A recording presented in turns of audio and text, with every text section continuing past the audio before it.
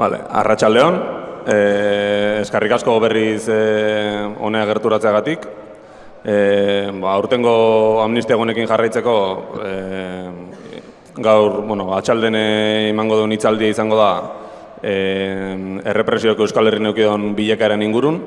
Hortako daude hemen nazio askapen mugimendun ibilitako hainbat militante, izan diela Jose Ramur Goitio, Zunbeltz Larrea, Aratxe Estonba eta Itziar Moreno. Beraiek azalduko digute gutxi gora bera beraien garaien eta garaien garaiko errepresion egoeran ingurun.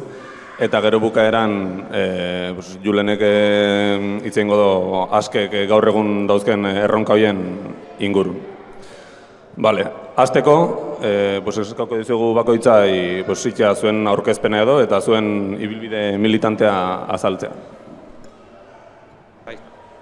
Bai, Jose Ramur Goitio naz, Durangaldikue, nire ibilbide laburren esateko,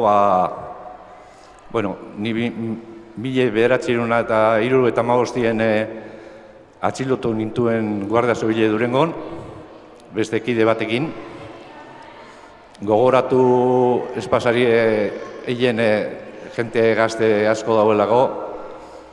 Sasoi hartan indarrian zegoen salbuespen egoera, estado de excepción deitzen zela, eta 22 egun egin genduen Durangoko kuartelien, Guardia Zibilen eskuetan. Suposatuko duzue 22 egun luze egiten dizela, eta tratu txarrak, torturak, mehatxuak, en fin, lehen gertatzen zen, gerora be gertatu da, eta, esperientzia gogorra, baina azken baten, etorkizunerako be gauza positiboak atara aldiez hortik. Gero, 1981 golpe de estatoko sasoi hartan, barrido atxilotu nituen orduen Polizia Nazionalak, eta 8 edo 9 egun egin da gero komisarian, kartzelara eraman nunten Karabantxelera. Hortik aparte, gero, Durangon zinegotxa izain naz herri batasunen aldetik, 14 edo 16 urtetan, eta gutxi gora bera hori da militantzian arabera nire ibilbidea.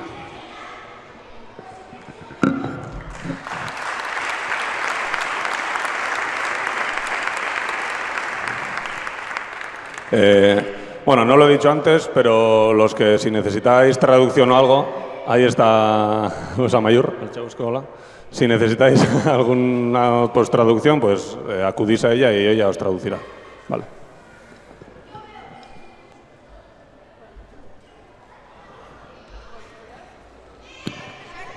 Opa, atzaldeon, ni Zunbeltz naz, ni Durangokue, zerra moduen, eta nire ibilbide militanteaz izan 14 urtekin ian, gero jarrai aika, kale borrokan behar nintzen, erakundi laguntzen, eta lau aldez atxegotu izan naz, eta 16 urte pasatu askartzelan. Eta momentuz hori, gero jungo gehitxua sakontza.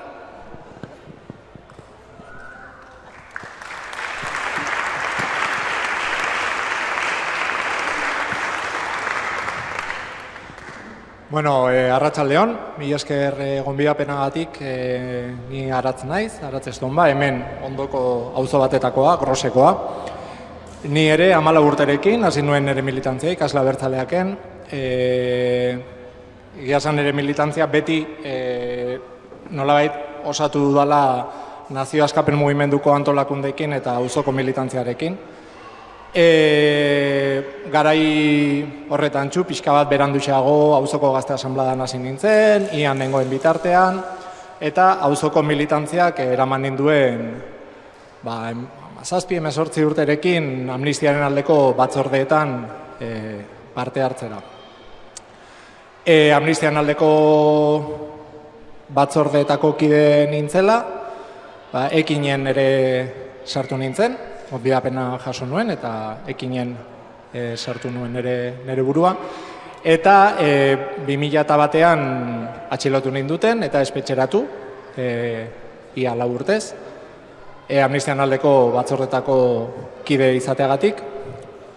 Behin ateratzean nire auzoko militantziari ekin nion berriro ere, eta ekinen jarraitu nuen, amnistian aldeko mugimenduaren bueltan ere jarraitu nuen, askatasunan garai horretan. Eta, epaiketa etorri zenean, berriro ere espetxeatu dintuzten, 2009 urtean, beste 4 urtetarako. Eta, behin kaleratu nindutenean, behin zigor osoa beteta, auzoan integratu nintzen, buru belarri, eta oraintxe bertan, auzo elkarteko kidea naiz, Grosen, eta bertan, etxe bizitza sindikatuan, jai batzordean, eta bestelako ekimenetan parte hartzen dut. Eta, esan duan bezala, beti Nazio Askapen Mugimenduko antolakundeekin kompaginatu dudanez, nazional mailan ere nire aportazioa askapena antolakunde internazionalistan ematen dut.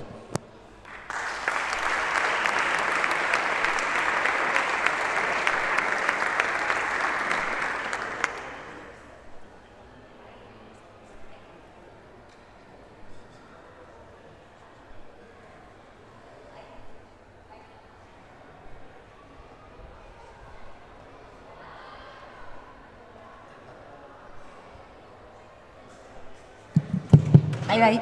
Orain bai. Vale. Ni Txear Moreno naz. Lehenik eta behin gonbidapena eskertu eta gaurko egunak bezalakoak antolatzeagatik, hau pasuek, eta borrokan jarraitzeagatik, hau pasuek. Eta hori, nire ibilbidea ere, hauen antzera ere, gaztetatik saltzetan, 14-15 urterekin institutoan purtsoa saltza guztietan, hasi ginen Ian, eta talde feministan, eta presoen taldean, eta jarrain, eta aikan, eta segin, eta ekinen bebai, ibili ginen, eta gero ja berandago, erakundean, eta hori atxilotu ninduten 2011 urtean, Frantzian, eta orain gitzira arte, egonaz, ia 12 urtez, kondena gehiena Frantzian egin dut, azkenengo hilabetetan ekarri ninduten, eta hori, aurtengo urtarrilean ataranaz, eta orain apurtxe dut, ikusten zer dagoen kalean, ze mugimendu, ze giro, eta hori, ikusteko eta ikasteko goz, eta hori, zuekin batera ere borrokan jarraitzeko goz. Jepai.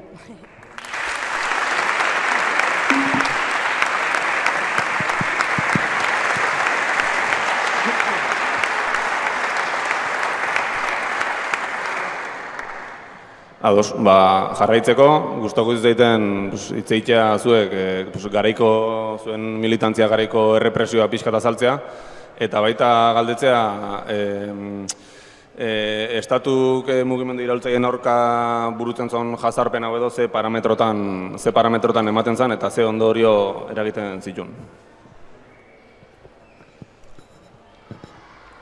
Bai, ni uste gote Euskal Herrian beti izen dela errepresioa, lehen eta orain ere. Segurazki errepresio mota desberdine zerbait esateko garai hartako 70ko hamarkadan.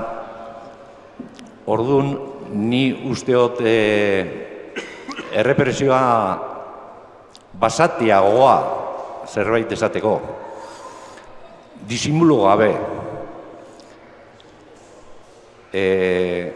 indar errepresiboak beti bezala militantzia erreprimitzen, eta biztanleak ere, era batetik, ero bestetik, bilurra sartzeko, sasoi hartan, indar errepresiboen aparte, esaten zena inkontrolauak, kakotxa artean, dano badakigu inkontrolauak ez zirela, baina kasu askotan herriko jente arrunta, eskuiniko jente arrunta, ere parte hartzen zuten ekintza batzutan, jentie bildurtzen, da errepresioa arlo gehien denetan, bai langile munduen, bai euskaran munduen, politikoki zer esanez, eta ni usteot definituko nuke orduko errepresioa basatiagoa, zerbait esateko. Azken baten, errepresioaren bidie eta funtzioa jenti bilurtzea, eta, bueno, hortik aparte, atxilotu eskero, ero baitu eskero, sasoi hartan, baitua ere izaten zan jentea. Basora, mentira eraman, galdeketa gain, mehatxu gain, eta nire ustez funtzioa hori zela, jentea bildurtzea, gero, segun zelako militantzia zeukan bakoitzak, akaso bortitzagoak izaten ziren errepresio moduak. Nire ustez, gerora ere, holako kasuak egon dira, baiketak, atxilotua zer esanez, baina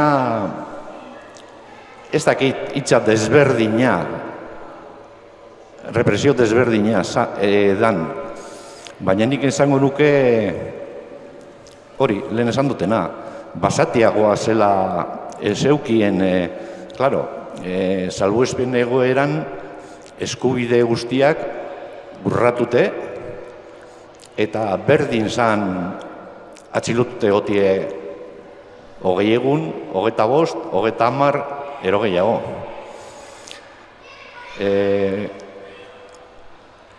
Hor nabaritzen du nik apur bat gerorako errepresioa. Seguramente geroko errepresioa zientifikoagoa, holako hitza hori erabiliko nukenik definitzeko. Baina jakin behar dugu mota bateko ero besteko errepresioa beti errepresioa dela.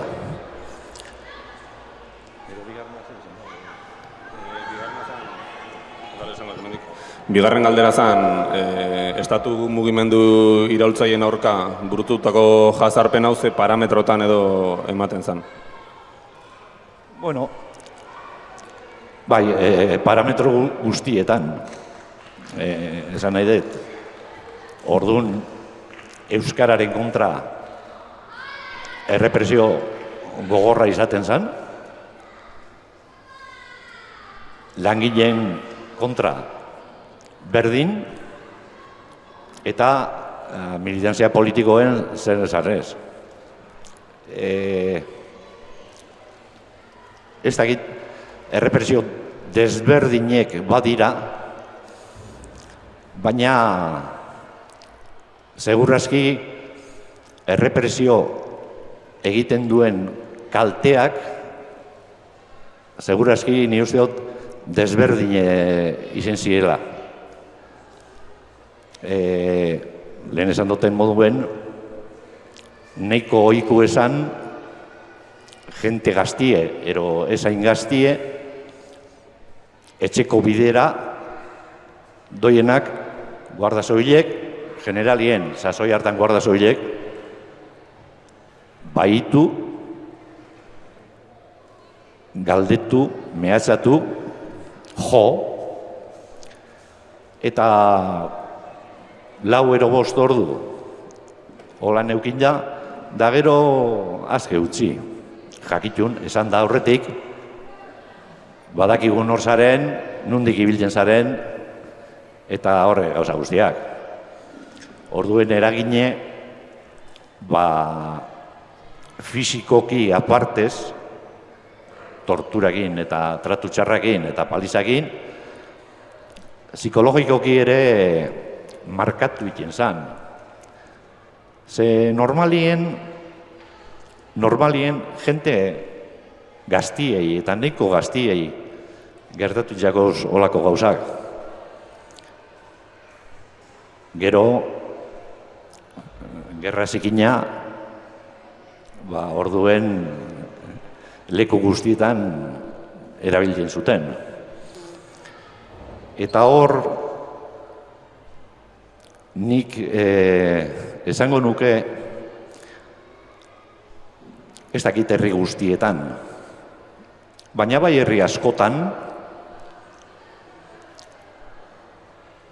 herriko jentea, eskuinekuek, en fin, dana da, parte hartzen zuten errepresio mota horretan. Eta horrek beste gauza bat erakartzen dago jentien gana. Ze herri askotan ezagutu iten gendun. Holan ibiltzen zan jente asko. Ez danak, baina askok bai. Guerrilleros de Cristo Rey, AAA, Batallón Vasco Español, etc. Horren izenien, dudabarik, indar errepresiboen babesakin, baina baita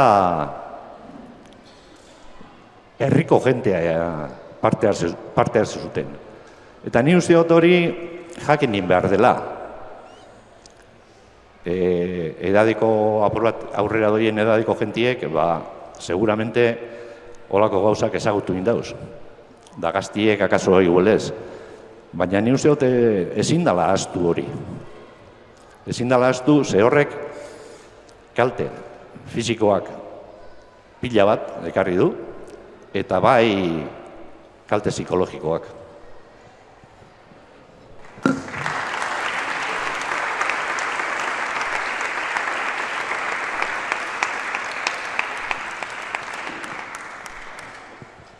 Bai, nik uste, zure izu moduen, zure garaitzen, errepresio izan orokortu, ez? Esaren diskriminat, herrixei orokorrien, orokortu esan. Eta nire garaitzen ibizizena baina izan zan garai baten, batez be, militantien zien jentientzako, errepresio zuzena edo. Hasiera baten erakundeko jentie, kale organizainen jentie edo, eta 2000-etik aurrera erakunde politikoa jentien kontra be bai. Eta hori guaratzek gueta salduko da, berak behar bizitzen zaban, eski gueltak egitz, sugestako kide moduen, ez emon. Bota. Aratzeko eta salduko. Ez toko. Aratzeko pinago. Bale, nik apur bat uste dut importantea dela gure garaian ere kontestualizatzea. Errepresioa esan dezakegu gure garaian, aurreko garaian eta orain berdina dela. Kontua da, ze modutan desarrollatzen da, ez? Eta aztertzen baldin badugu gaur egun, hemen ikusten zaituzte eta asko errepresaliatuak zeate, elkar ezagutzen dugu. Bai? Kontua da, nola egikaritzen dan eta pixka ze kontestutan garatzen dan.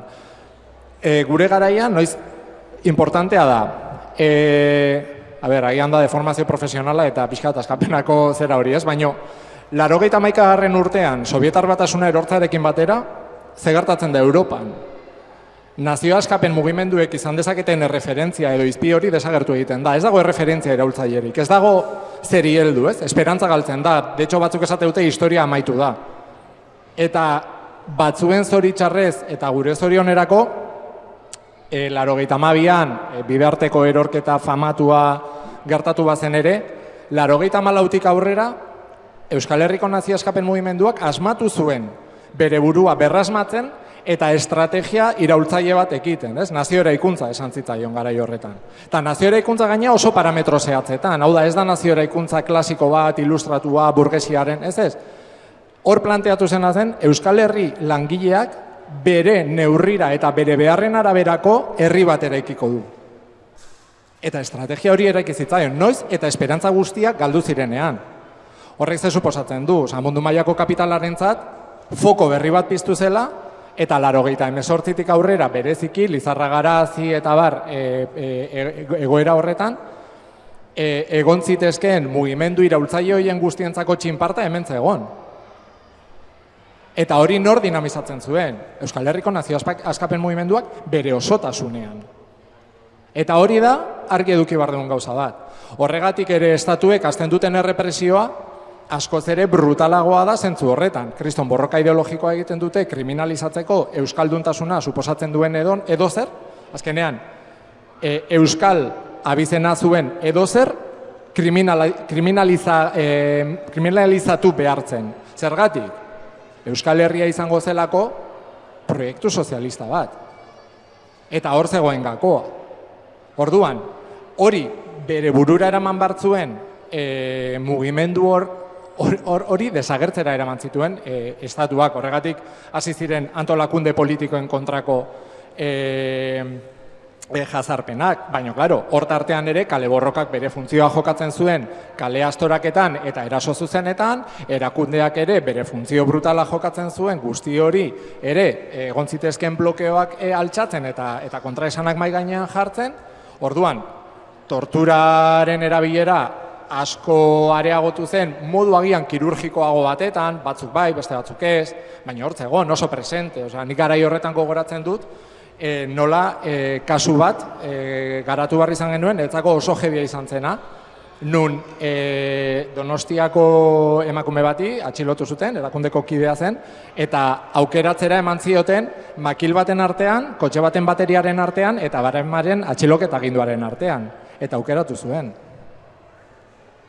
Brutala. Orduan, egoera horretan ginen, eta uste dut, orain, edo nire behintzat, eta nire inguruan beste batzuei, gertatu zenaren kontzientzia etortzen ari zaigula, eta ulertzen ari gerala, garai horretan Euskal Herriak eta Euskal Herriko nazio askapen mugimenduak mundu mailako prozesu iraultzaile guztientzako ze funtzio jokatu zuen. Agian garai horretan kontzienteago izan bagina, beste egoera batetan geundeke. Pasatakoa pasada. Eta bueno, hor, zeintzuk izan ziren ondo, eta gakoa da, eta zergatik guzti hau. Kasualidadea ez da, 1888 sumarioa, 1988an hasten da, eginen ilegalizazioarekin, Jose Mizu Malabe, Xaki eta bestelako antolakundeen kontrako prozesuakin, gero ja, Jarraia, Ikasegi, Amnistian aldeko mugimendua, eta bar, azkenean guzti hori ematen da, 2007ko krisi finanzieroa lertu, baino 10 urte lehenago. Uste dut argi dagoela hori ez dela kasualidade, hau da, kapitalak bere kalkuloak ateratzen ditu, eta badaki krisia lertuko zaioela. Kapitalismoa krisi konstante batetara dagoelako kondenatuta.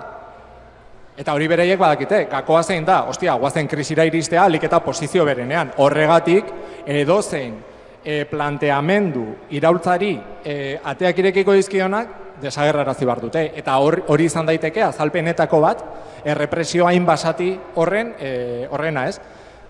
Gakoa zein da, horrek guztiak bere posoak utzi dituela eta oraindik ere doktrina horiek guztiak indarrean daudela. Agian ez dira aplikatzen nahi modu argian, baina hor daude. Hau da, errepresio hori existitzen da. Eta nahi dutenean, aplikatuko dute. Behar dutelako, kapitalismoak behar duelako Euskal Herria den proiektu askatzaile hori desagertaraztea.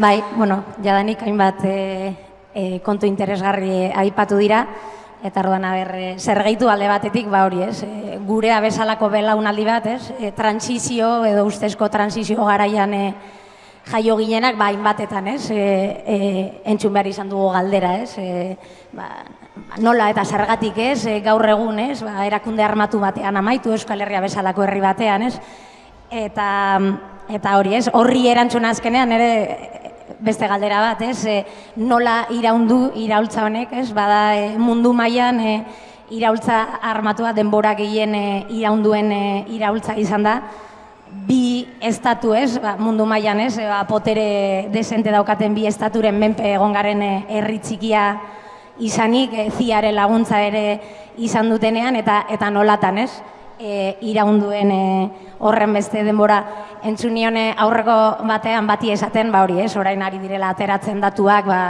frankismo garaitik gaur egunera arte, zenbat milaka, ez, Euskaldun atxilotu eta torturatu dituzte, eta hori ez, zenbat kide egon diren kartzelan, etakoak, eta zakizer, eta berak esaten zuen, ez, etako guzti horiek atxilotu badituzte, nola heldu gara, ez? 21. mendera arte herri txiki honetan, ez? Euskal Herrian jende gitxi izan da, nola heldu gara onaino, ez? Eta galdera horri erantzuna, hemen dago, ez? Herrian dago, ez? Ez dira izan soilik kartzelatik pasatu diren militante guzti horiek, baizik eta herrian, ez? Eta gero ja, errepresioari dagokionean, Karo, ez, igual hemen ikusten dira pare bat belaunaldi ezberdin, ez, Josarrak esan duen moduan, berak bizi izan du frankismo garaian, ez, garaian represion sin modales, ez, pairatu behar izan zuten, pentsa, ez, 22 egun komisaldegian, azken garaietan 5 egun ziren, eta jadanik, zer nolako sarraskia, ez, fisiko eta psikologikoa, ez, eragiten zuten, eta apurka-apurka, ez, trantzizioa benetazkoa izan, baina eurek moldatu ziren, estatuak hori, ez, gaur egunera arte garatu diren demokrazia, edo ustezko demokrazia moderno hoietara, eta errepresioa ere egokitu eginda, ordan, zuk esan duzu moduan, lehen ageriagokoa zan, ez, las hostias te las daban y los moratones se quedaban, eta hori nik ere gogoratzen du, gaztetan gure egunerokoa institutuan 15-16 urte genituela, zen astero atxilotuak, lagunak torturatuak, heriotsak ere gertatzen ziren, manifestara joaten ginen egun bat urrengoa bebai, borroka eguna, hostiak eurek ere jasotzen zituzten, eta hori ez, bizi izan dugu, eta hori egokitu zaigu guri garai horretan, baina gaur egun gazteak direnentzat, ez dakit ez, usoko gazteek eta holan Bilbokoan ez dakit lehen aipatu dudan, eta hori ez, gaur bezalako galderak ez, egiten dizkidate, eta zelan bizi zenuten garaian, eta zer, karo eskogu gaur egun, eta gaur egunekoa, ez da errezagoa, inondik inora, errepresio hori, askoz ere, ez dakit nola esan, zibilinoagoa ere bada, garesti ordaintzen da, hori ez, edo zer pintada bat egin, edo garaian igual langa beste maila batean jarrita zegoen, baina evidentemente ez, erakundea martxan dagoenean errepresioa ara bideratuko da, kale borroka martxan ara bideratuko da, eta pintadak bakarrik egingo baditugu, ara bideratuko da errepresioa azken finean, estatuak ez duena nahi, edo zein modutan borroka egitea, orduan horri izango ditugu aurrean oraindik ere, hasi que badago zeregina.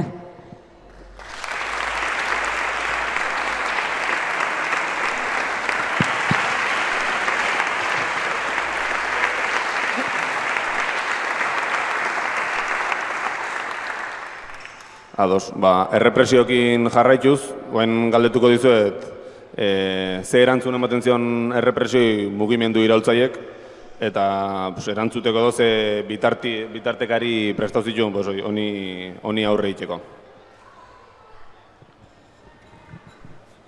Bai, bueno, zeragin ni hor ez daki kontra esan ero dan, errepresioaren azken fina da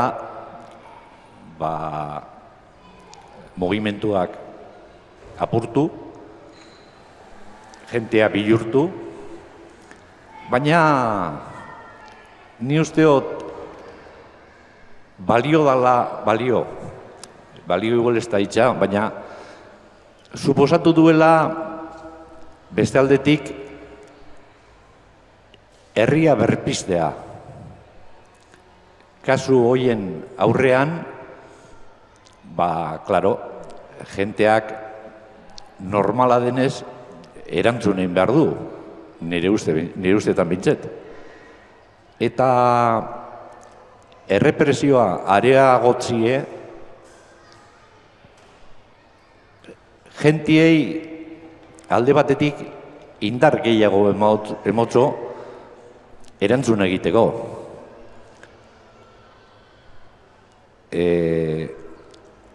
Arlo guztietan errepresioa dauden herri txiki baten azkenien ustartu egiten dira erantzunak.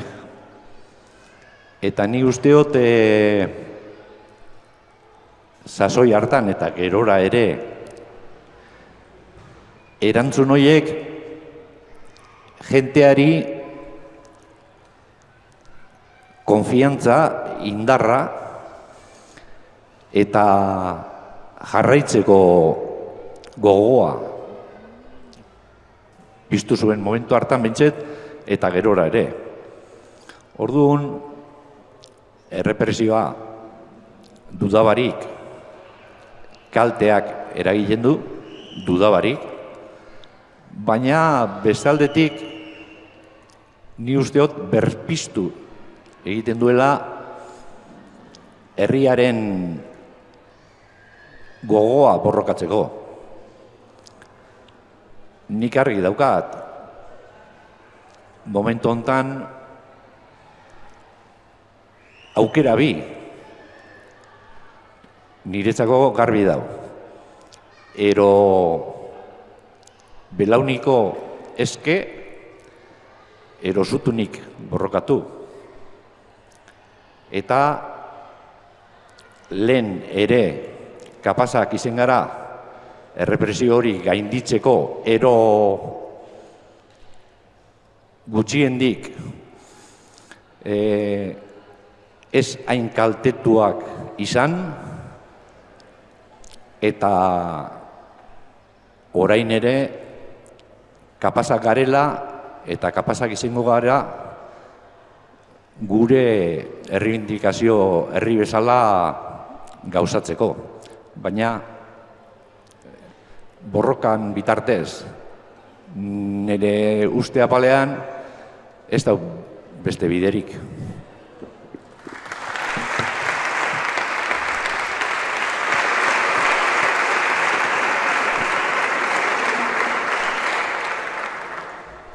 Bai, errepresioak Joserraino moduen, nik uste bi varianteko zela, ez? Batetik, militantiera neutralizatzea eta inguru bihurtzea. Eta inguru hori ez batzi borrokara. Baina kalkulu hortan hori pesabien asko kalkulatzen, kontrakue pasatzen zara askotan. Osea, horren ondorioz jente asko zutzie, amorratzie eta borrokara batzie. Eta orduen hori pasatzen zen, horri biltzen ginen joku hortan. Ez dakit, horren aurrien eskartzen erantzune, eta nire militantziatik erantzun oso simpli esan. Ez lehen agazien komentau dut. Eta zipaioa ertxotzen zabien gazte bat, gaba hortan zipaioen patruiat erasotzen esan.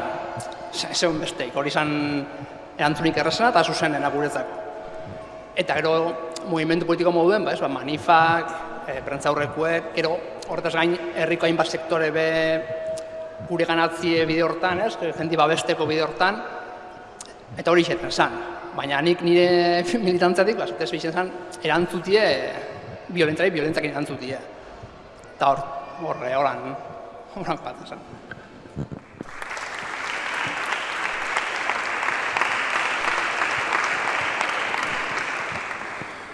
Bai, eta pixkat hortik jarraituz, egia da, nik neko barrutik bizi izan nuela asuntoa, ez? Gestoretan egonda eta bar. Nik uste dut hor, bi pauso nik behintzat ala oroitzen dut bi pauso oso importante eman genituela ideologikoki eta mugimenduaren baitan, ez? Batetik, agian, bai, altzairuzko gizonaren ideia alde batera utzi genuen, hau da, ordura arte bazegon ideia bat, nun bazirudien militanteek eutxi bartziotela edozeri eta hori ez, errepresioak ez ziola eraingo, ez? Gaina gehienak gizonezkoak ziren, eta bueno, ez, pixkat eredu horri jarraitzen zitzaion. Karo, errealidadea zein zan, espetxeetan dagoeneko osasun arazoak agertzen hasiak zirela, jendea espetxetik ateratzen zenean, arazo handiak zituela sozializatzeko, baita osasun psikologiko ikuspegitik. Hau da, ez nabilitza egiten, ez dakize kuadro psikotiko baizik, eta hainbat urte espetxean egon ondoren, deserrotu naiz, eta nola errotuko naiz berriro, nire tortura esperientziak ere nola ikasiko ditut eramaten. Ze tortura esperientzia ez da desagertzen, hor dago zure bizitza guztirako. Hau da, horren kontziente izateak, eraman gintuen ere, errepresioa ulertzea ez bakarrik poliziaren kolpe, tortura eta epaiketa bezala, baizik eta askoz ere sakonago eta askoz ere arago zijoan gauza bat bezala, ez? Pues bueno, pixkat, kidek azaldu duten bezala. Eta beste eremu batetan ere, esan dudana, ez? Garai horretan ere ja nazio eraikuntza estrategia garatuta zegoen, eta uste dut militantziak modu batean edo bestean barneratu zuela dagoeneko negoziaketaren ideia, argelekoa eta bar, pixka bat ere alde batera utzi bartzela eta ulertu bartzela hemen benetan errepresioari aurre egiteko modu bakarra zela gure helburu estrategikoak lortzea, ez? Independentzia eta sozialismoa. Orduan lortuko genuela benetan amnistia. Eta nik uste dut lotura hori, amnistian aldeko batzordetan eztabaida estrategikoa eman genuenean, ondorioztatzea independentzia eta sozialismoa zirela amnistia lortzeko bidea eta bitartean presoak egongo zirela, errepresaliatuak egongo zirela, izan zela nahiko batetik kolpe potentea, zezan onartzea hau benetan serio doa, eta era berean militantziaren eta mugimenduaren engaiatzea, ez, planteamendu horretan eta gauzak argi edukitzea, horrek ere indar bat eman zuen, ez? Nik berreskuratu nahi dut goizean Samiduneko kide batek esan duena, ez? Errepresioa ez dela desagertuko. Eta hori ala da.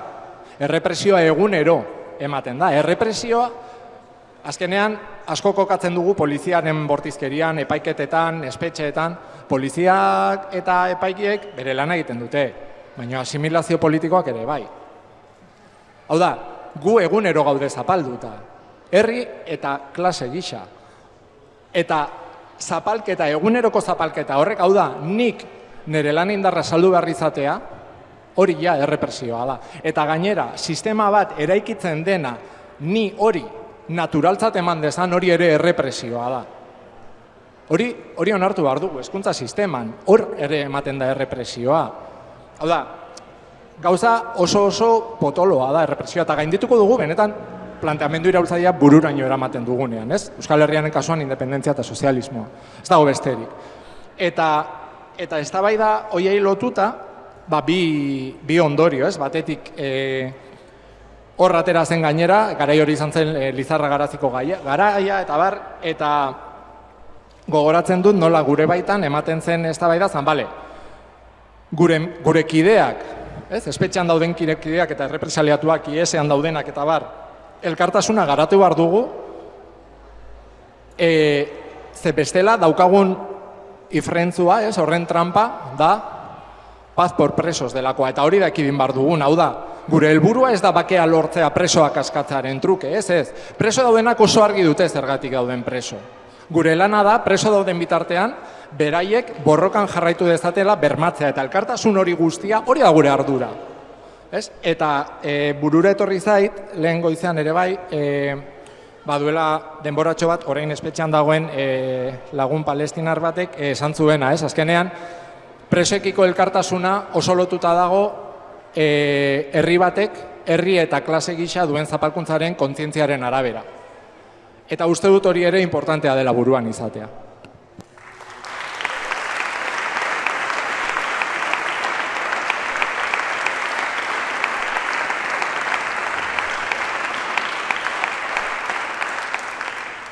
Importaz basaizu gal galdera berriro, kokatzeko berriro.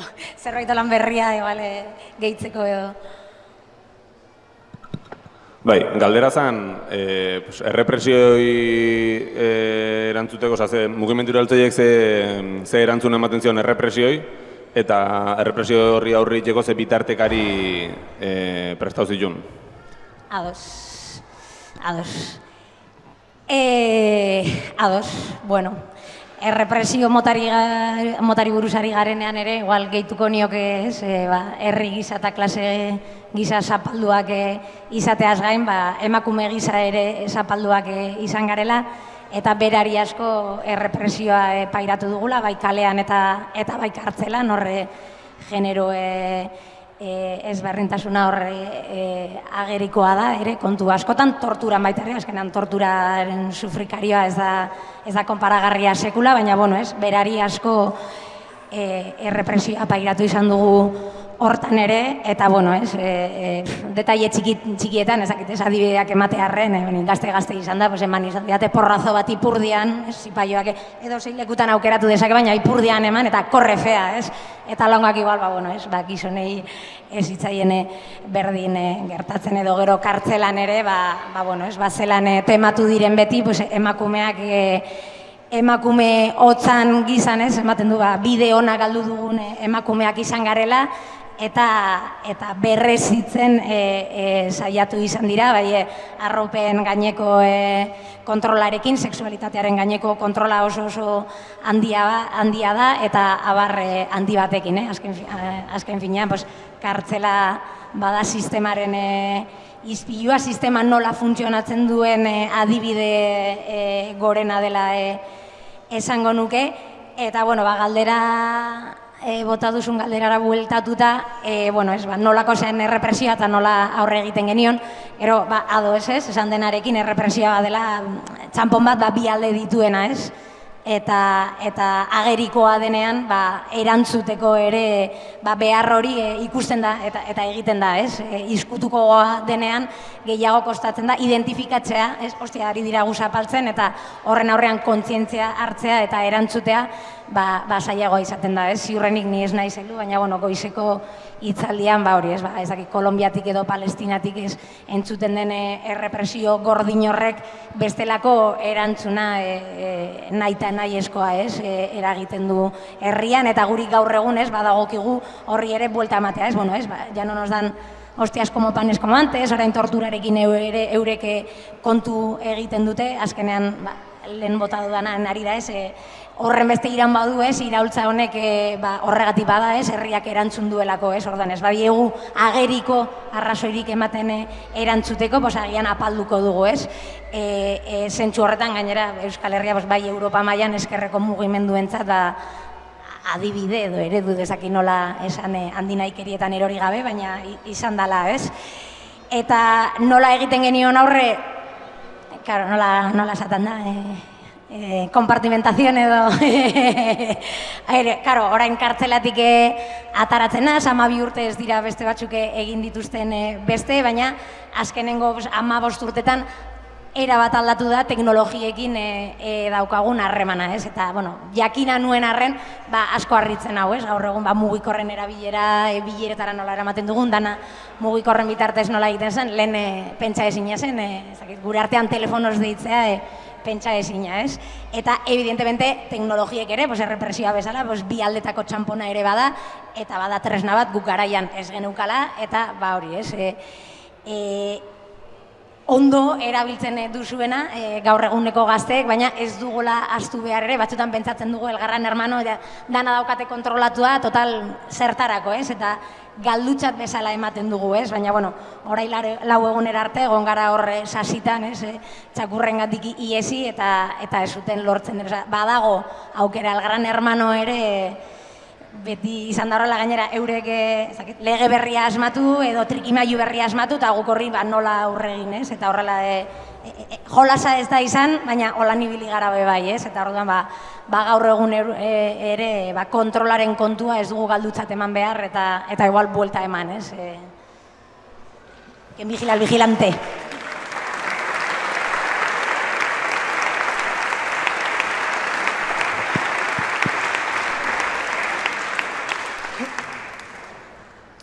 Bueno, honekin jarraituz, bizkat batzuk erantzun duzu, baina galdetuko dizuet orokorren. Errepresioi aurre egin behar honek edo, nola baldintzatzen zen garaiko mugimendu iraultzaien praktika politikoa, gero, baita nola traslado zen hau antolaketa eredua eta garaiko eredu militantea nolakoa zen. Bai, momentu hartan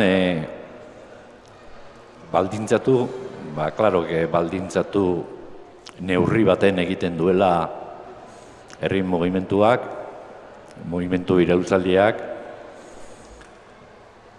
baina horretarako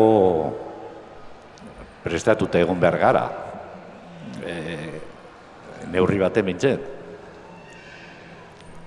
Erantzun egiteko eta irakurketa ez dakit positiboak, baina bai baliogarriak atartzea.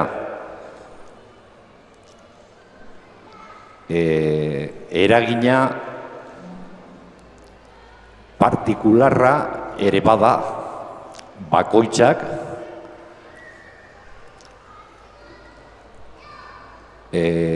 onartzen du, ero ez, ero erantzuten du, ero gutxiago, ero gehiago, errepresio horren aurrean.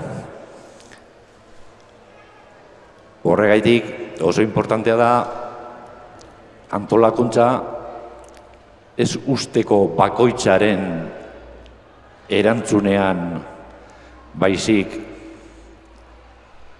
orokorrien babes haundiagoaz antolatuta beti emango da norbera bakarrik baina erantzun egitie eta jasatzie persona bakoitzak ni usteot modu desberdinetan jasatzen duela errepresio hori. Eragina, danok dakigu kaso oso gordinak egon direla, errepresioen eragina, eukinduenak, eta erantzuteko hori, erantzun potolo bat eta potente bat emateko, nire ustez bide bakarra da antolakuntza eta herri babesa ezinbestekoa dela.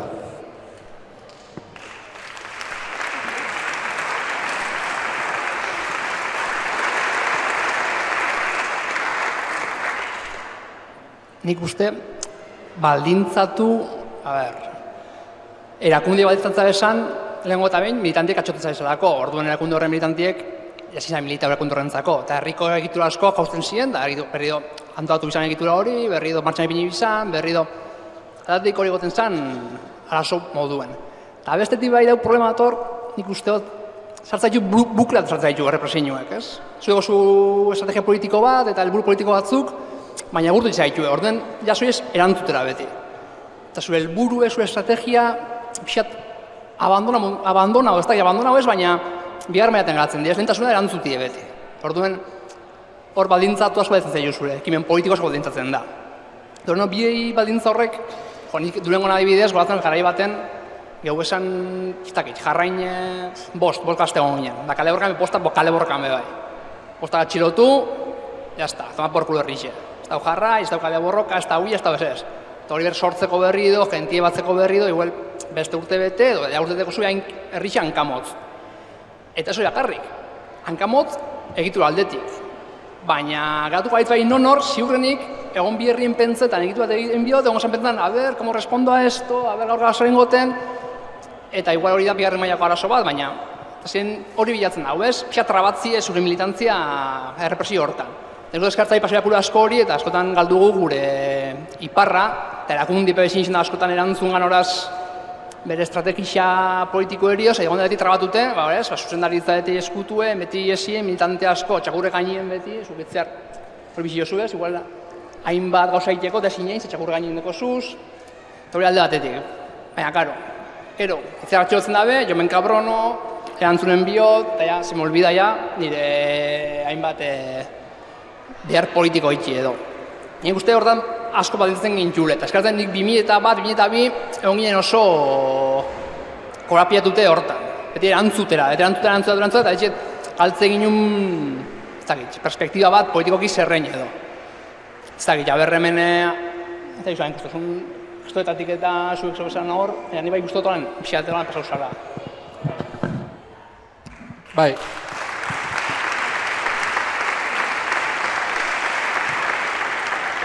Bai, eske ni nindoan azaltzeren justu ere planteamendu teorikoa zein zan, eta zuk esplikatu duzu errealitatean nola bilakatu zen, ez? Azkenean, errepresioari aurre egin behar diozunean, lehenengo gauzaik idin behar dezuna da espiral anti-errepresibo horretan erortzea. Bestela, etxaiarentzat oso erresa da, zu errepresioaren kontrako erantzutean mantendu, perfecto.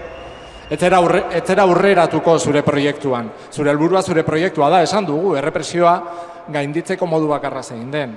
Bestela etxaiaren jokoan egongo, eta nik uste dut eztabaida hori zela, ez? Horretarako egia da, hori, ez, nazio eraikuntza estrategia biatu zenean eta hainbat erabakia hartu ziren, eta horretarako nazio askapen mugimenduko estrukturak bermoldatu behar izan ziren horretara, eta ulertu behar izan ziren hainbat gauza. Azteko, amnistiaren aldeko mugimenduari etzegikiola bakarrik errepresioari erantzutea. Errepresioa guztia zenean, sektore bakoitzak bere antolakundetik eraiki bartzuelako proiektua. Gure funtzioa baizan errepresioa modu gordinenean edo horrekiko erantzun bat eta barrantolatzea, baina ere eztabaida bati aurre egin behar izan genio, eta da, bale, baina nola egingo diogu gure aportazioa nazio eraikuntzari, ez? Eta esan ditudan eztabaidaz gain, gure estrukturak ere moldatu genituen, eta hainbat adar sortu ziren, eta batetik bai, erantzunaren adar hori sortu zen, baina era berean bestelako proiektu batzu jarri zen mai gainean, ez? Alde hemendik, askatasun demokratikoak, torturaren kontrakoa, ieslarien sustengua, preso politikoen sustengua, hau da, hildo diferenteak mai gainean jarri ziren filosofia horri erantzuteko. Eta hemen, nik uste dut, ez dakit badakizuen edo ez, baina nik bada, transmititu nahi dut, ze uste dut oso importante izan zela elkartasunaren ideia, ez? Bazegoen arlo bat diruzaintza esaten zitzaiona, eta diruzaintza, klasikoa zan bere garaian, ez? Gestorak da ezker abertzalearen banketxea. Diru pilo bat mugiten zuen, bla, bla, bla, bla, bla, bla, bale, estupendo. Gakoa da, nola bihurtuko dugu diru jasotze hori ekintza politiko batetan, eta da, elkartasuna. Hau da, dinamikak abiatzen genituen herriarekin batera, dirua lortzeko preso politikoen eta ieslarien sustengurako eta mugimenduaren sustengurako. Hau da, dirua lortzeko ekintza bat politizatzen genuen eta estrategikoki kokatzen genuen nazio eraikuntzaren estrategia horretan. Eta uste dut pixka bat hori zela etengabe. Gero egia da, bestela ez geundeke hemen, estatuak evidentemente gainetik pasa zitzaigun eta gertatu zen erantzute hori. Eta militantzia ereduari dagokionez, nik uste dut, lehen esan dudanari gehitzeko, bazegoen ere gauza bat, zuk orain begiratzen duzu atzera, eta, egia da oso modu naturalean bizi duala, ez dakit nola ikusiko duzu, baina nigo goratzen dut, zala, gestoratan hasiko zea, eta, badakizu espetxan bokatuko duzula, bale. Eta nik uste dut, guztio bagen eukala kontzientzia hori de, hau gertatuko da, baina, hau da borroka. Orduan, ez dakit gaur egun hori nolakoa den, baina guk horrela bizi genuen. Hau da, etzen ez dakit nolako ez da erabaki ez, bai zen, baina, asko zere naturalagoa zen, bazegolako mugimendu bat. Hori da, eske hori gertatzen zen eta ikusten zenun, eta zegoen mugimendu bat gaineraz, nun irakasten zintuen mugimenduak eta borrokak hori gertatuko zela.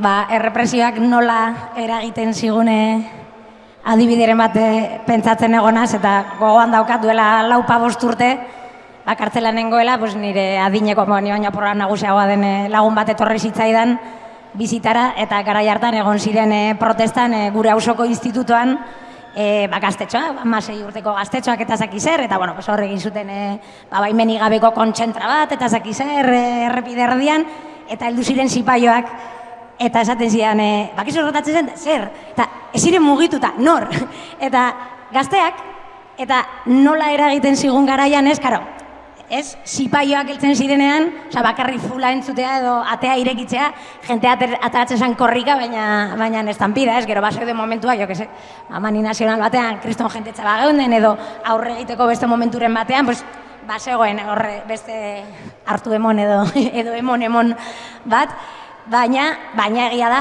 horrelako momentu batean, gazte egitzia osoan errepidean mosten, zipaioak hiltzen zirenean, dana korrika, eta eurek nola ez duten garai hori bizi izan, onerako eta txarrerako suposatzen du, zipaioak heldu, eta han pankartarrekin eta zaki zer, eta hori aipatzen genuen, ez?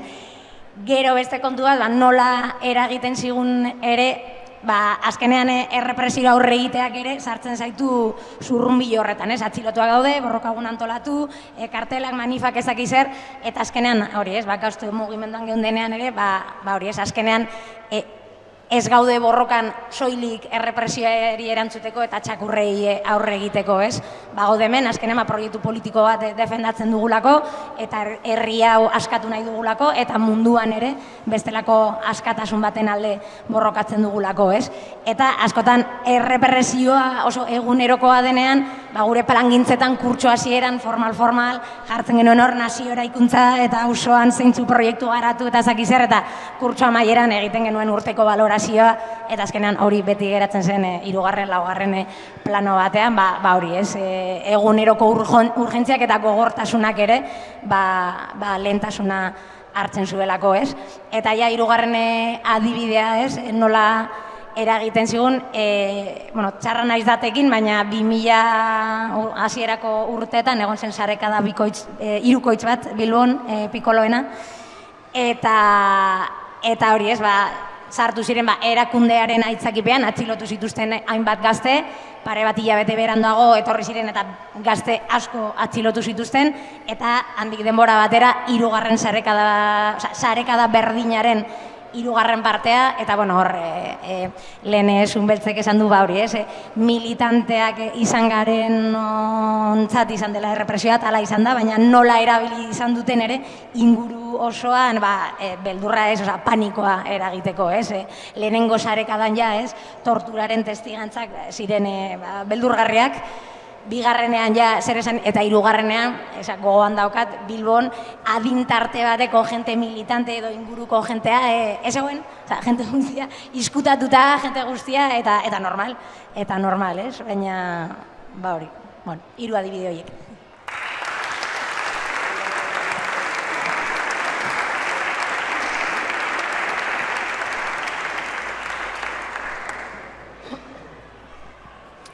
Jarraitzeko galdetuko dizuet espetxen ingurun, gustoko litzaidake bakoitzak azaltzea edo zuen garaiko espetxea nolakoa zen, eta gero nola ulertzen zenuten espetxe barrun aurre eraman beharreko burruka edo, eta ze dinamika eramaten ziren garaietan espetxe barrun. Bai, espetxearen buruz, nik hasiko nuke behintzet esperientzia personal batekin, da ni 2 aldiz atxilotua eta 2 aldiz kartzelara eraman da, lehenengo momentuen kartzelara joetie liberazio bezala hartzen nuen. Komisariako tratu txarra, torturak, mehatxuak bukatzen ziren, printzipioz, da liberazio bezala. Gero, kartzelak, ni Basaurin egon izen 81, eragoza 80, 75, eta Basauriko kartzela oso txikia zen, eta zegoen topera arteño.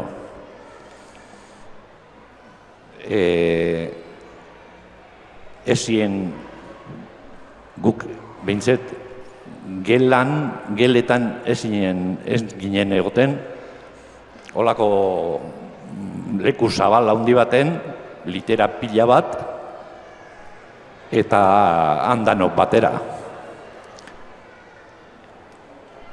Patioa oso eskasa zen, oso eskasa, eta gogorapen hori daukat. Kideak harreman orokorrien ona, gure artien, eta gehiagorik barik. 81 batien Karabantxelen ere oso kartzela zarra zen, baina, bueno, egoera desberdine, ez askoz desberdine, baina bai apurren bat. Gela bakoitzean hiru kide ginen, eta lehenengo denporetan Karabantxelen ez zegoen jantokirik. Orduan, eguerdian, komunak esaten gendun orduen, komuna bakotxa bere izenarekin, eta gela bat utzitu iten gendun, literak kendu, ateak zeho zerganien jarri, da txandaka bazkaltzeko ero afaltzeko. Gero berriro mondatu behar ziren literak. Eguerdian eta gauean ere.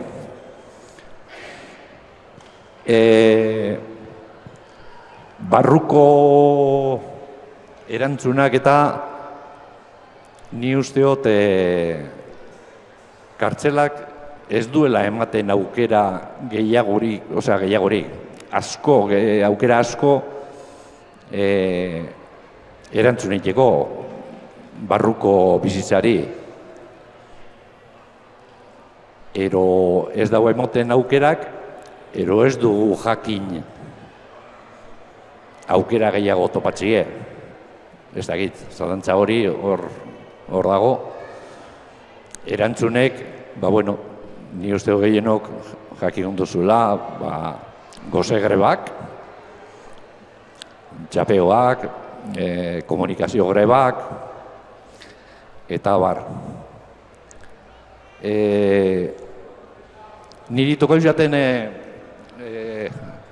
adibide bezala, diguel grafikoa da.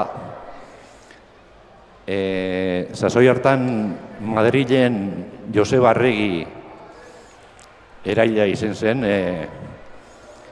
eta erantzun bezala debate bat zabaldu zen preson artien nola erantzun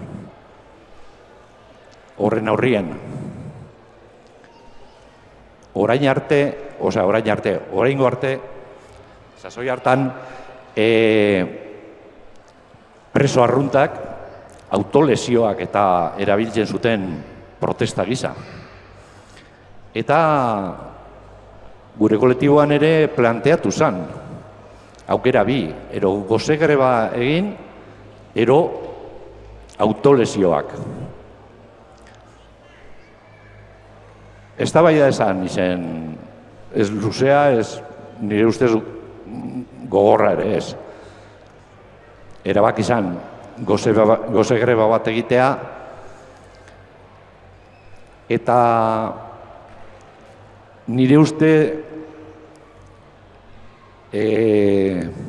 erantzun hor goze grebak eta greba komunikazioak eta txapeoak eta enfin, ohiko erantzunak nire uste dote faltasela erantzun politiko bat. Bai, noizbenka agertzen ziren komunikatu batzuk, eta da. Baina kanpora begire, eta bai gure artera begire, erantzun politikoak eta prestatu politikoki erantzuna emateko kartzela barruen eta bai kanpora begira.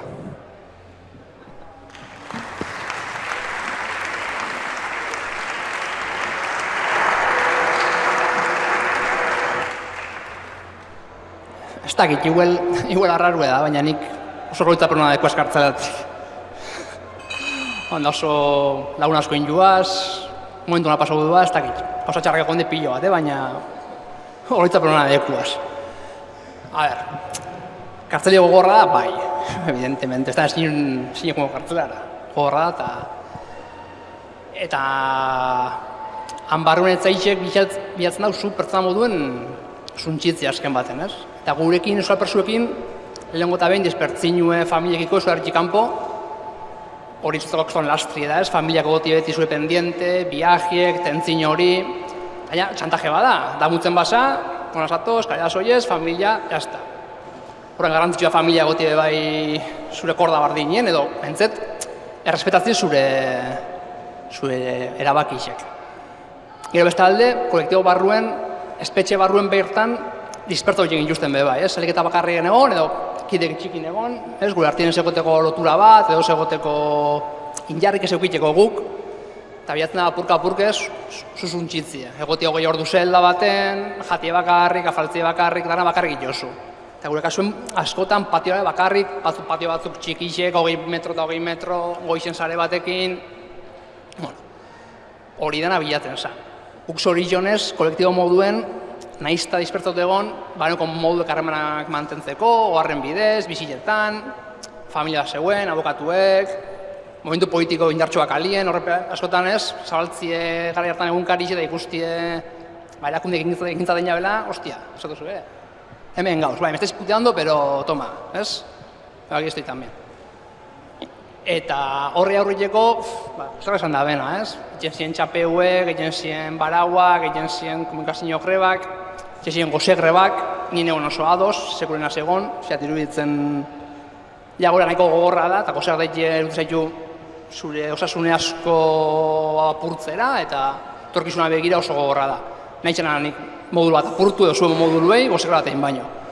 Baina azken baten horrek ziren erabiltzen ginen zen baliabideek edo. Eta hoxe ez dakit.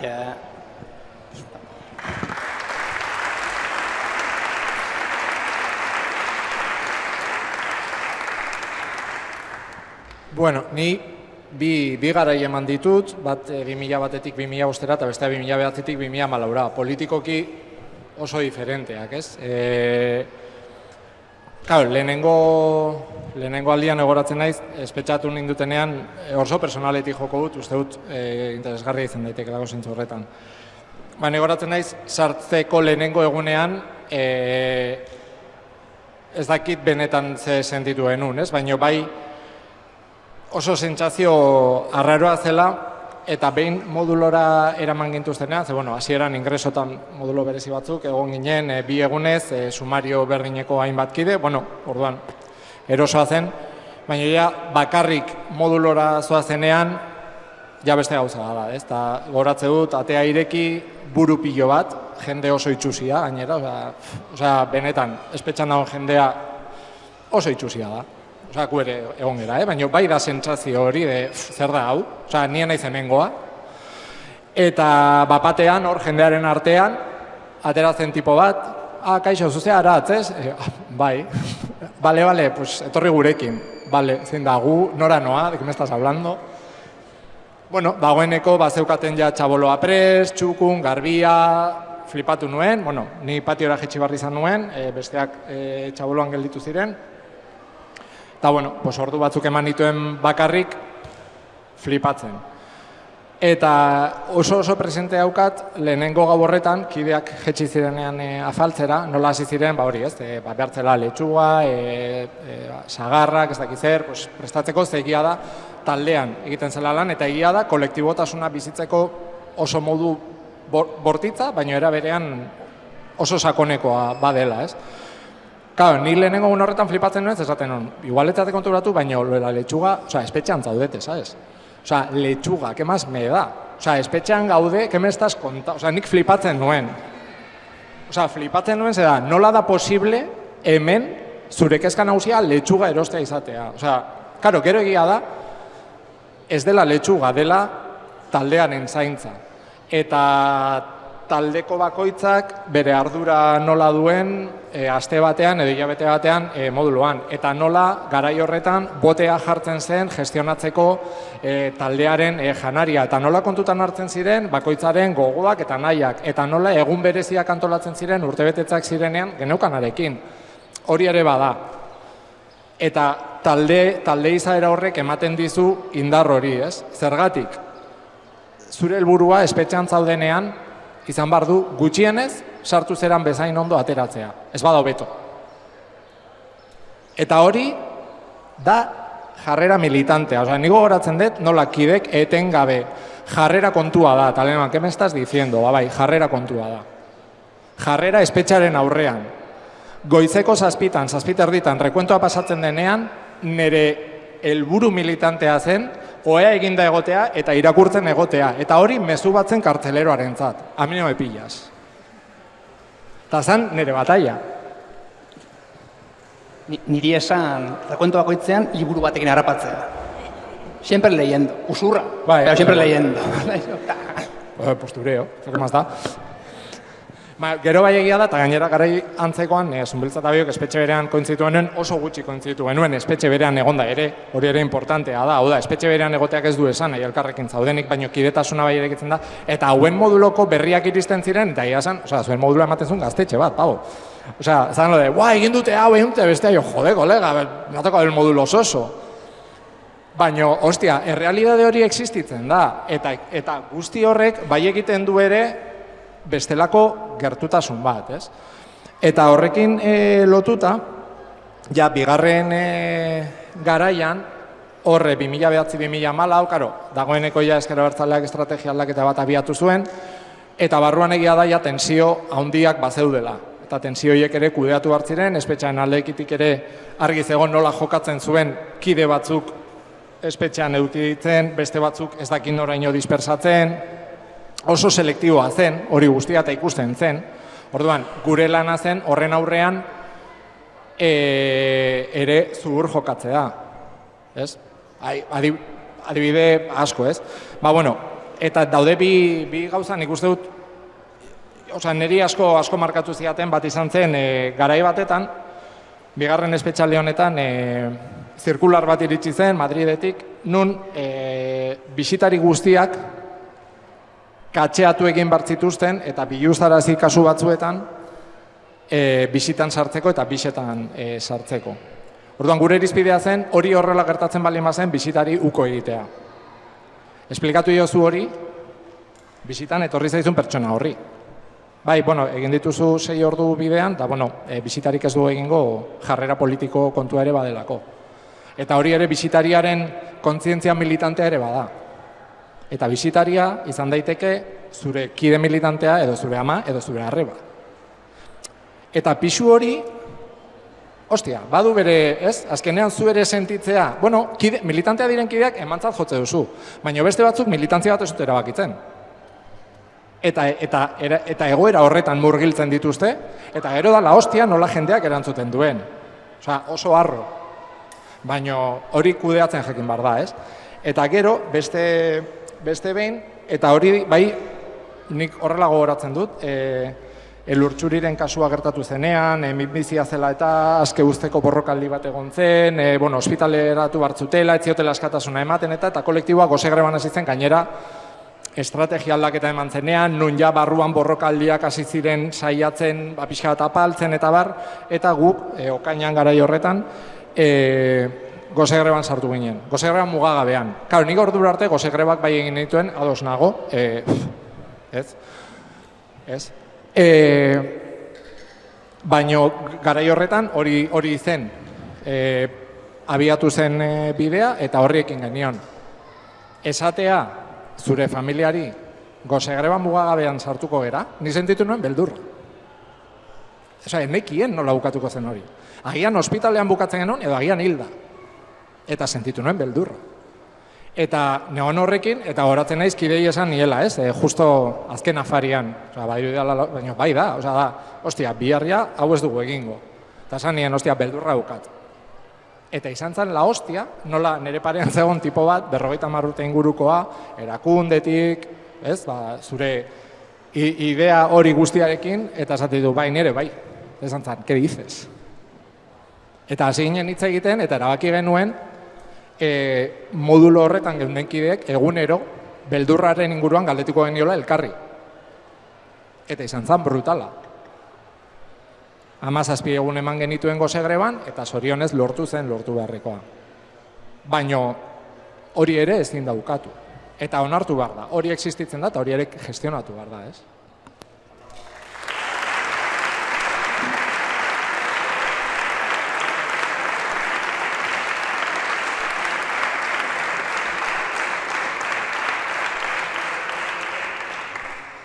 Bai, igual lehen kartzelari buruz ere apur bat aurreratu naiz, eta hori aipatu dute emakume gisa, ez? Nola saiatu diren gu berrezitzen eta bar, Zunbeltzek aipatu du kartzela pertsona suntzitzeko ere egina badagoela, eta hala da, tortura makinaria izugarri erraldoi eta beldurgarria da, espetzea, denbora luzez jendea torturatzeko egina dagoena, eta agian hirugarrena izango litzateke militante gisa, ez?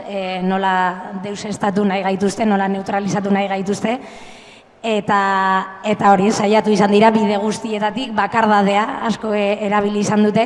Ni Frantzian egon naiz preso 11 urte eta piko, azkenengo hilabeteak bakarrik eman nituen lehenengoz Alkalan eta gero Zabaian. Bestela, Frantzian eta traslado pilo bat, 8 kartzeletatik pasatu naz. Eta, baldintzak, zuloa beti zulo, baina, Espainiar espetxetan baldintzak gogorragoak izan dira kidentzat, baina bai gertatu izan zaidala, hainbatetan kideri gabe egotea eta bakardade hori, ez? Eta azkenean kartzelan egiten dan borroka oso psikologikoa da.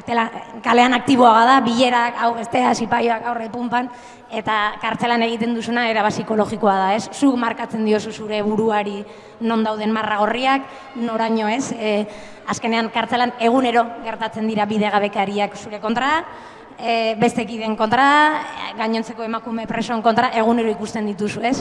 Eta zuk zure buruari markatzen diozu, ze punturaino, borrokan gaude, baina goizetik gauera, baina hala izan daiteke, ez? Eta desgaztea urte luzeetarako hor egoten da, ez? Orduan, zuk neurtzen dituzu zure indarrak, ze momentutan serie erantzun, eta hori ez, kide guztion marragorriak askotan ez ziren berdina, baina gauza batzuetarako oso argi izaten genuen, ez? Eta gero, adibide igual barregarria jartzearen, hori ez, kartzelaratu nindutenean, epaiak bidali ninduen bakarrik Dionera, Frantziako Ipurdian galduta, ni bakarrik, eta hori lehenengo aldiz, espetzeratzen nindutela, eta nokan hor bat dekalogoa, kideok egiten genuena garaian, eta hori ez, astero egiten ziren, ostiraletan kartelada, ez daki zein egunetan barauak, ez daki zer gertatzen bazan, eta gero nikan banekoan nire dekalogoa, baina esperientziarik ez, kiderik ez, eta daraboko ataratzen zitzaidan moduan, ez? Eta lehenengo ostirala, kartelada zegora, atara nintzen, ni bakarri nire kartelarekin, eta gainontzeko presoa begiratzen ninduko, baina soroa, nondik erori da, ez? Egiten du hor, aquel importa, no? Aquel import, zela, son afiz. Eta azkena baina hori da, saiatzen dira behin eta berriz, zu deusestatzen, zure borrokak ez dut deusarako balio, zoben kartzelan zaude, beste preso batzara, eta noski, banaiz beste emakume preso bat, gainontzekoak bezala, danak arrazoi politiko engatik preso ez bagaude ere, politika penitentziario jakin batengatik gaude preso, eta hori ere oso argi izan dugu barruan izan garela, ez? Gu militante politikoa gara, baina hemen emakume guztien arteko elkartasun hori ere ematen zan saia bazen ere, eta haurentzako ere beldur hori inposatzen saiatzen ziren, baina bueltatzen ni hor bakarrik nire kartelarekin, eta ez dute ustarako balio, ez? Esaten zuen bate baino gehiago, baina bai, azkenean balio du, egunero liburuarekin egotea bezala, ez? Haude hemen, borrokan jarraitzen dugu, gure ideiak defendatzen jarraitzen dugu, eta ez gara kokilduko, ez? Azkenean, ziegara sartzeko ordua denean, sartuko gara, lehen esan duan moduan, arrazoia daude 1 euro borrokatzeko, eta guk ere aukeratzen dugu, zein momentutan bai, eta zein momentutan ez, beste batzuetan uko egiten genion patioari igotzeari, eta horre suposatzen zuen, mitarrera joatea, zigorrak izatea, eta barrez, baina bestelako gauza horiek simbolikoak baino ez direnak, horrek ere indarra ez, ematen du barruan egonda, eta hori ere, naiz eta soro bat izan horrek kartel batekin, hori ere barruan borrokatzea bada.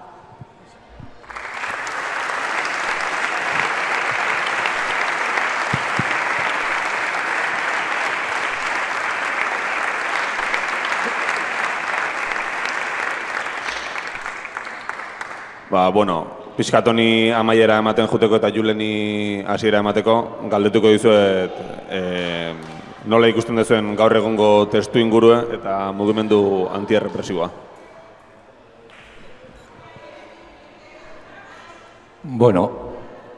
Ni uste dut banaka erantzunak badaudela. Baina beharrezkoa dela orokorrien, herri bezala, antolatu eta horren aurrien, errepresioen aurrien, herri bezala erantzuna ematie. Horretarako ezinbestekoa antolakuntza eta bakoitzaren konpromesua hori gauzatzeko. Nere ustez, erantzun zuzenena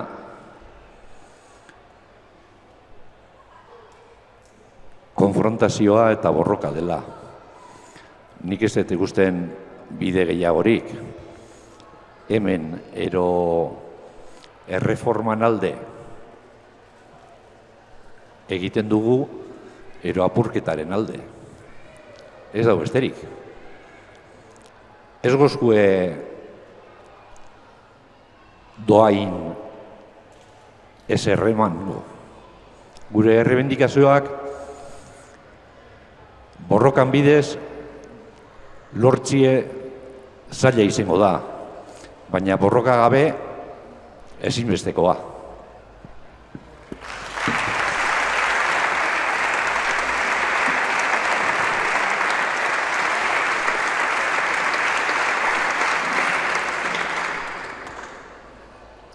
Ni bai pentsetot, apurka-apurke sortu biogule alternatiba iraultzaia de Euskal Herrian. Azkenengo 13 urtetan desagertuan hori berri sortuen biogule eta inerra momitzegule, eta esperantza hori dauket.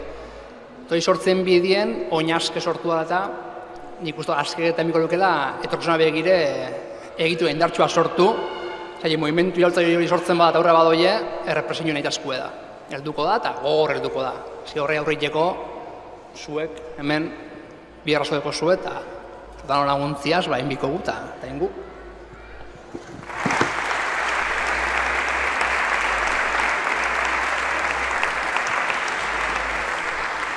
Ni, azteko, ez dakit, Dabil, egun oso horrekin ikuste dut edurne, ikuste dut einaut, ikuste dut jarkiko jende identifikatu zuten hau gudari egun antolatzeagatik, aurreko astean boxeko postu bat erasotzeagatik hainbat gazte atxilotu zituzten da gorroto delitua egotzi nahi diete, polizia kritikatzeagatik ere, orain, polizia kritikatzea gorroto delitua omen da, etxebizitza sindikatuek ere kriston borrokak egiten ari da, jendea atxilotzen ari dira.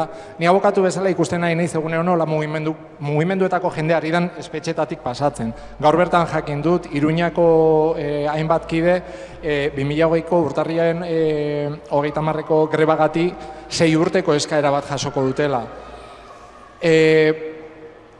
Nere errespetu guztia benetan, hau guztia antolatzen zabetenei, azken antolatuta zabetenei, benetan, gehiago falta da. Gehiago falta da. Ni adibidez aurrekoan Edurne Audientzia Nazionalean egon zenean eta ez dut uste azkeren ardura denik. Euskal Herriaren ardura da, ez gera atera. Garikoitz Etxeberriak gozegre bati ekin zion eta erantzuna berandu iritsi zen. Badirudi zai gaudela. Eta uste dut askek bere ardurak badituela, baino ezin dugu guztia askerengan delegatu edo bestelako antolakundeengan delegatu. Gure buruari galdetu behar diogu, hasieran esan dudanari lotuta, ez?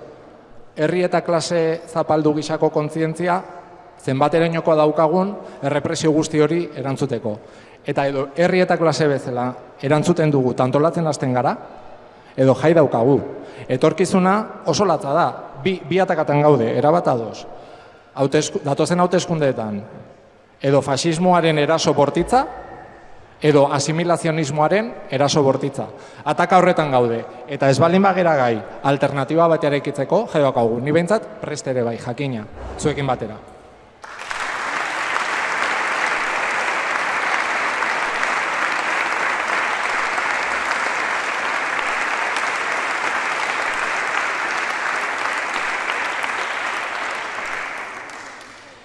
Bueno, nik agian evidentzia bat esango dut, baina hori, amnistiaren eguna antolatzeko beharra baldin badago gaur egun ere, preso politikoak oraindik kartzelan daudelako, eta amnistiak eskatzen duelako gatazka batek konponbide politiko bat izatea, ez? Orduan, herri honetan gatazka bat dagoen bitartean, kopuru txikiagoan bada ere edo ez, ikusiko dugu demorarekin, presoak egoten jarraituko dugu. Estatuei aurre egiten jarraitzen dugun bitartean, errepresioa, Aratzek esan duen moduan, pairatzen jarraituko dugu. Orduan, konponbideak politikoa izan behar duela, eta bigarren kontua evidentzia bat dena bebai, baina ezakitez, iruditzen zait, azkenengo garaian fokoa asko jarri dela barruan dauden kideengan, eta ahaztu egiten zaigu azkena, barruan daudena barruan daude, urte asko daramatzate, 20 urte, 30 urte, torturak pairatu dituzte, gose greba luzeak egin dituzte, eta hoien osasun ondorioak eta pairatzen dituzte, eta eurek borrokan daude, bakoitzar bere erara, baina ez ezagun ahaztu guk atara barritugula. Borroka kalean dagola, eta gure borroka satarako ditugula presoak, gure borrokarekin, eta herria eskatzen, amnistiaren egonera arte. Abasuek.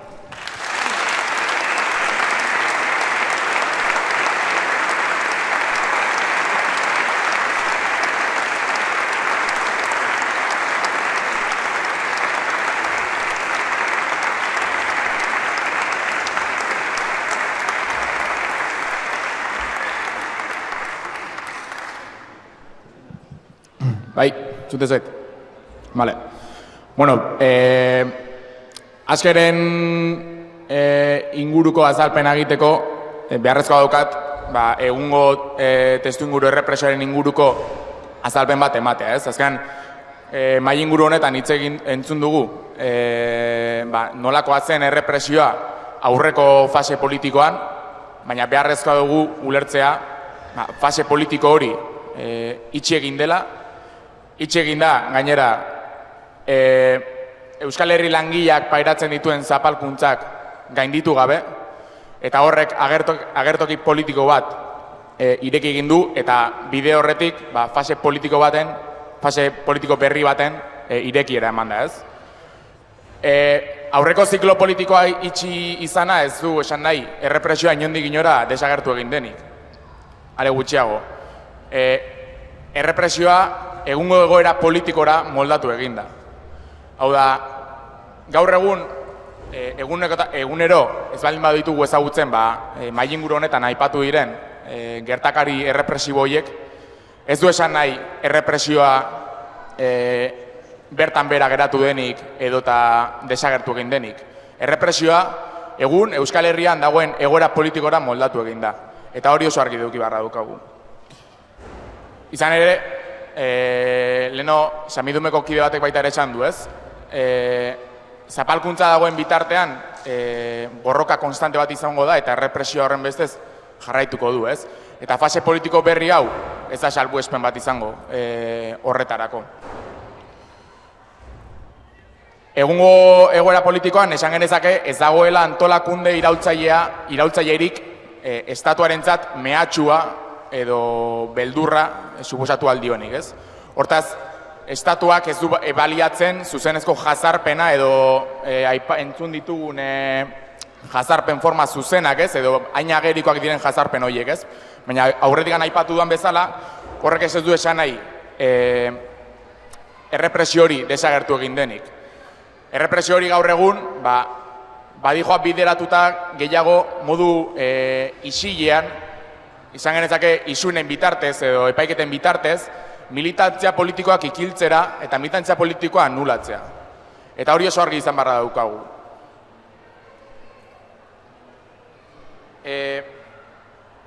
Izan ere, entzun ditugu mahai inguruan, espetxea, entzun dugu erailketak, entzun ditugu torturak, ez? Eta gaur egun, hori eguneroko gila ez diren arren, egun militante askok ezagutzen ditugu isunak, ezagutzen ditugu epaiketak, eta baita ere tortura forma ezberdinak ere, ez? Izan ere, tortura forma gogorrenak gaur egun ez erabiltzea ez du esan nahi tortura bera desagertu egin denik. Izan ere, guk izan ditugu kideak, kalabozoan egonda, lo egiteari ukatu egin diotela. Espainiako himnoa jarriz, argiak ez itzaliz eta denbora guztian soinua ginez. Hori baita ere tortura forma bat da eta hori argi izan barra daukagu baita ere. Esan dudan bezala, gaur egun errepresioa beste forma bat hartzen du, ez? Izaera ekonomikoa edo administratiboa edo juridikoa izan dezakena. Hori joa bideratuta, militante edo antolakunde politiko bat ekonomikoki itotzera.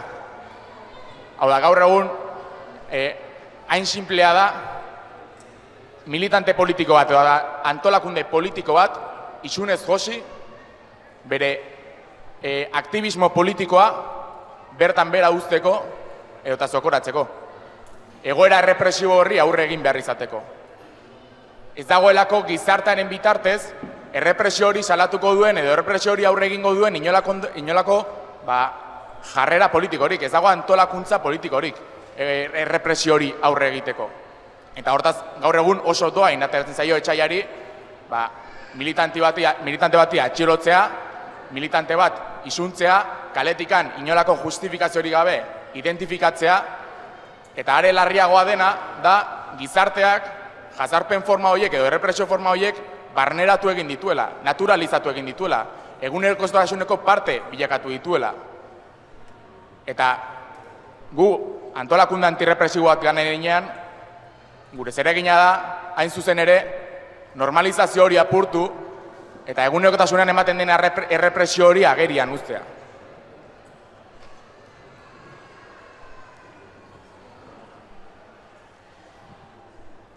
Egia da, aipatu dudala, egun ez dela ematen, gaurgo mahai inguruan aipatu diren errepresio edo jazarpen forma zuzen horiek edo bortitz horiek, ez? Baina horrek ez du esan nahi berriz ere egoera hori bueltatzeko aukera ez dagoenik. Hau da, ulertu behar dugu, estatuak aurrera ematen duten errepresioa kalean dagoen mugimendu politikoarekin proportzionala dela. Eta mugimendu iraultzaileak aurrera egiten duen heinean, azten den heinean eta egonkortzen den heinean, errepresioak gora egingo du, gogortuko da, eta askoz ere bortitzagoa izango da.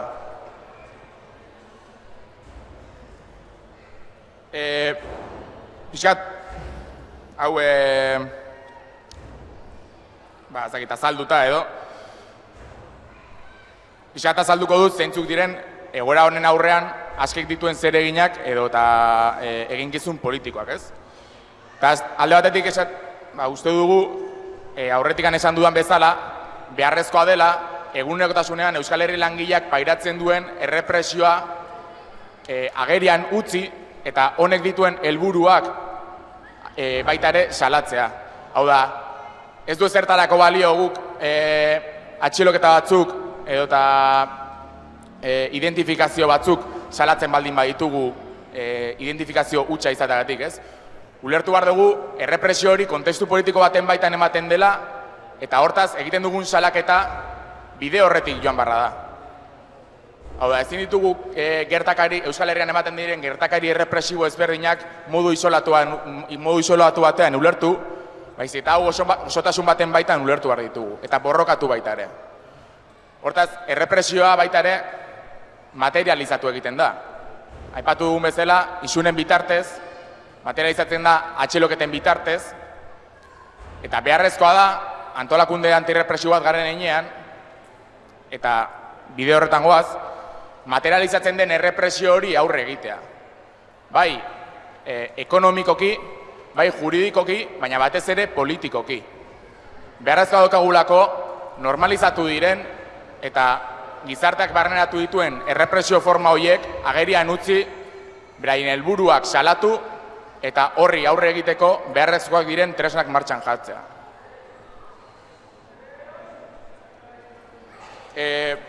Eta bukatzeko hirugarren zeregina askeri dagokionez, izango litzake amnistiaren aldeko borroka aurrera eramatea. Leheno, aipatu da momentu batean mahai inguruan, eta harratzen dela, gestoretan aipatu zenean amnistia ez dela eskuratuko, independentzia eta sozialismoa eskuratu arte, jendea harritu egin zela, edo gogorra egin zela, pentsatzea bera ere. Baina ulertu behar dugu, amnistia bera duen bukaerako helburua, badela, preso, errefuxiatu eta ieslari politiko guztien askapena, baita ere Euskal Herriak pairatzen dituen zapalkuntza nazional eta sozialen gaindipena, baina hori eskuratu arte badago prozesu bat. Eta prozesu horretan ulertu behar dugu, amnistiak baduela bere izaera politikoa. Eta izaera politiko horretan aldarrikatzen dena da Euskal Herri langileak bere askatasunaren alde aurrera ematen duen borrokaren zilegitasuna. Eta guk amnistia aldarrikatzen dugun momentu oro, amnistia kalera ateratzen dugunean, Euskal Herri langileak bere askapenerako aurrera ematen duen borrokaren zilegitasuna aldarrikatzen ari gera. Eta hori da, aurrera eraman behar dugun borroka eta zergatia amnistiari dagokionez. Bestalde baita ere ulertu behar dugu, amnistiak baduela bere izaera taktikoa. Hau da, preso politiko bat gose greban jartzen den momentuan, edo gertakari errepresibo ezberdinak salatzen ditugun momentuan, salaketa hori amnistiaren bidean egiten dugu. Amnistia ipar horretz izan da, egiten dugu salaketa hori. Eta ezinbestekoa da, eta baldintza ezina, amnistiaren helburu estrategiko hori begibistatik ez galtzea. Bestela badugu, izaera taktikoko borroketan soilik erortzea, edota imediatismo batean erortzea, ez? Amnistia helburu estrategiko bat da, baina amnistiaren borroka oso luzea da, eta borroka horretan, aurrera mamar diren gertakari ezberdinak edo helburu ezberdinak oso garrantzitsuak dira baita ere. Bide horretan, azkeren helburua, aipatu dituan bezala, bada, alde batetik errepresioa eta errepresioaren helburuak agerian uztea eta salatzea, baita ere errepresioari aurre egiteko beharrezkoak diren diru iturri edota abokatu sareak sortzea, epaiketak sortzen duten ondorioei aurre egiteko, eta baita ere politikoki Euskal Herri langileak bere askatasunaren alde aurrera eraman borrokaren zilegitasuna ozen aldarrikatzea.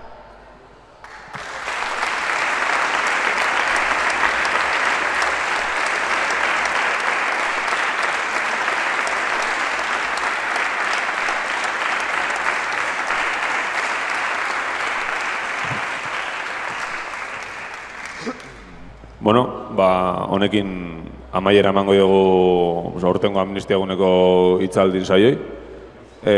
Guain 7 Antiguoko Elizatik hasiko da manifestazioa, así que bertaratzea eskatzen ditugu. Eta lehenago hasieran esanetan bezala, mila esker entzutea etorri zaten nahi, eta hitz egitea etorri zaten nahi, beraz, egurra.